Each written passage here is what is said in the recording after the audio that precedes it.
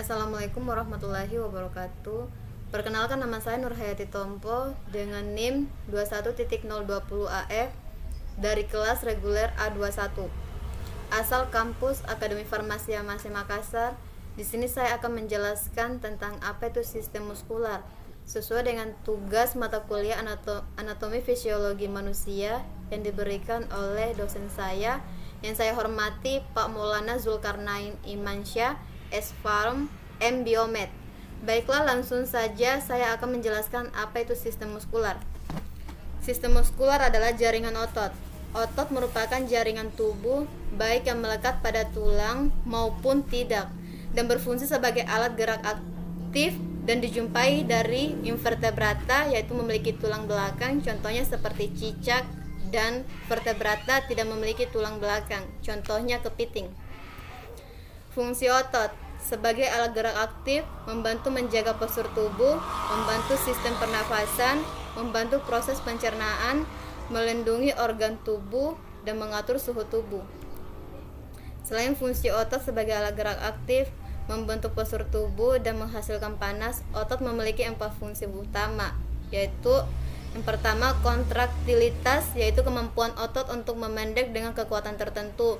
Yang kedua, eksitabilitas, kemampuan otot untuk merespons stimulus. Yang ketiga, ekstensibilitas, kemampuan otot untuk merenggang dengan panjang tertentu dengan derajat tertentu.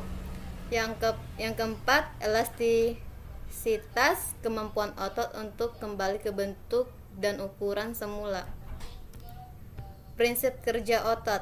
Sel otot bekerja berdasarkan prinsip, di mana bila suatu sel otot diberikan stimulus ambang atau di atas ambang, maka sel otot akan memberikan kontraksi yang penuh.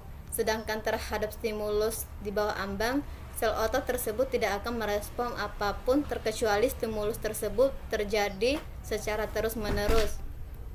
Jenis-jenis otot. Otot rangka atau otot lurik adalah sejenis otot yang menempel pada rangka tubuh dan digunakan untuk pergerakan. Otot ini disebut lurik karena pada otot terlihat kawasan gelap, aktin, dan terang miosin yang terselang-seling. Ciri-cirinya, yang pertama, intinya terletak di tepi atau pinggir. Yang kedua, terdapat garis gelap dan terang. Yang ketiga, ujung otot yang melekat pada tulang disebut tendon. Yang keempat, ujung otot yang melekat pada tulang yang lebih diam disebut origo. Yang kelima, ujung otot yang melekat pada tulang yang bergerak disebut isersio. Yang keenam, 2 atau lebih kelompok otot dapat bekerja secara antagonis maupun sinergis. Yang ketujuh, 2 tipe kontraksi otot rangka, yaitu kontraksi isotonik dan kontraksi isometrik. Gambarnya seperti yang ada di layar. Otot polos berada di dinding organ internal maupun seperti pembuluh darah, saluran pencernaan, kandung kemih, atau rahim. Kenapa disebut otot polos? Karena tidak memiliki garis-garis melintang atau disebut lurik. Ciri-cirinya, bentuk sel otot polos seperti gelendong, panjang, ramping, pipih, dan langsing. Setiap otot memiliki satu inti nukleus di tengah, terdapat pada alat atau daerah organ yang berongga. Kontraksi lambat, berlangsung lama, kadang-kadang ritmis.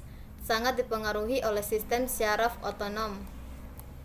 Otot jantung memiliki sifat di antara otot rangka dan otot polos. Sel otot bercabang dengan inti di tengah. Beberapa serabut otot yang bercabang dan bersatu dengan serabut di sebelahnya. Antara satu sel dengan sel lain di sebelahnya dihubungkan dengan sisitium. Hanya ada di jantung. Dipengaruhi sistem syaraf otonom, kontraksi yang terjadi otomatis dan ritmis. Berdasarkan kinerjanya, otot dibedakan menjadi 2. Yang pertama, otot sinergis, yaitu otot yang kerjanya saling membantu, sedangkan otot antagonis, yaitu otot yang kerjanya saling berlawanan. Berdasarkan gerak dasarnya, otot dibedakan beberapa bagian, yaitu yang pertama, otot fleksor, gerak membengkokkan, otot ekstensor, gerak meluruskan, otot abduktor, gerak menjauhi tubuh, otot adduktor, gerak mendekati tubuh, otot pronator, gerak memutar ke bawah, otot supinator, gerak memutar ke atas. Fleksi dan ekstensi. Fleksi merupakan gerak menekuk atau membengkokkan. Ekstensi merupakan gerak meluruskan, contohnya gerak pada siku, lutut, ruas-ruas jari, dan bahu. Aduksi dan abduksi. Aduksi merupakan gerak mendekati tubuh, sedangkan gerak abduksi adalah gerak menjauhi tubuh. Contohnya gerak merenggangkan tangan, membuka tungkai kaki, serta mengacungkan tangan. Sedangkan pronasi merupakan gerak menelungkupkan tangan. Inversi dan eversi. Inversi merupakan gerak memiringkan atau membuka telapak kaki ke arah dalam tubuh, sedangkan eversi adalah gerak memiringkan atau membuka kaki ke arah luar. Gerak melingkar satu sumbu sentral, contohnya gerak memutar kepala. Struktur otot rangka tersusun atas sel-sel panjang yang tidak bercabang disebut serabut otot. Sel otot memiliki membran yang disebut sarkolema. Setiap serabut otot dilapisi oleh jaringan ikat lembut yang disebut endomysium.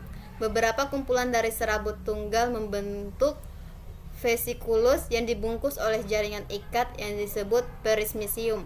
Kumpulan vesikulus dibungkus oleh epimysium. Struktur suatu sarkomer. Sarkomer merupakan subunit myofibril yang dibatasi oleh dua garis Z dan merupakan unit fungsional dari sel otot rangka. Sarkomer tersusun atas dua bagian. Yang pertama filamen tebal atau myosin, yang kedua filamen tipis atau aktin yang tersusun atas aktin tropomyosin dan troponin. Gangguan pada otot. Kelelahan otot, tidak adanya oksigen sehingga ATP yang dihasilkan sedikit. Respirasi anaerob menyebabkan terbentuk asam laktat, terasa pegal. Tetanus, penyakit infeksi diakibatkan oleh racun saraf neurotoksin dari Clostridium tetani, menyerang sistem saraf yang ditandai dengan gejala kekakuan dan kejang otot. Atrofi, pengecilan otot akibat tidak sering digunakan. Hipertrofi, pembesaran atau pertambahan massa total suatu otot. Distrofi, mirip dengan atrofi. Penderita distrofi mengalami otot yang mengecil, tidak dapat berfungsi normal. Namun distrofi terjadi karena kelainan sejak lahir. Diperkirakan kelainan ini bersifat genetis. Paralisis, kelumpuhan atau paralisis adalah hilangnya fungsi otot untuk satu atau banyak otot. Rigor mortis, kekakuan otot yang irreversibel yang terjadi pada mayat setelah relaksasi primer akibat hilangnya ATP dari otot-otot tubuh manusia. Hernia disebabkan selaput peritoneal yang membatasi rongga perut melemah sehingga tidak mampu menyanggang usus. Akibatnya usus turun dan terkadang mencapai testis atau sampai ke daerah lipat paha. Myasthenia gravis, belum diketahui penyebabnya. Penderitanya perlahan-lahan mengalami pelemahan pada otot-otot tubuhnya sehingga akibatnya tidak berfungsi sama sekali. Pada umumnya, penderita kelainan ini meninggal karena otot-otot yang berhubungan dengan sistem pernafasan tidak dapat berkontraksi. Terima kasih, sekian dari saya.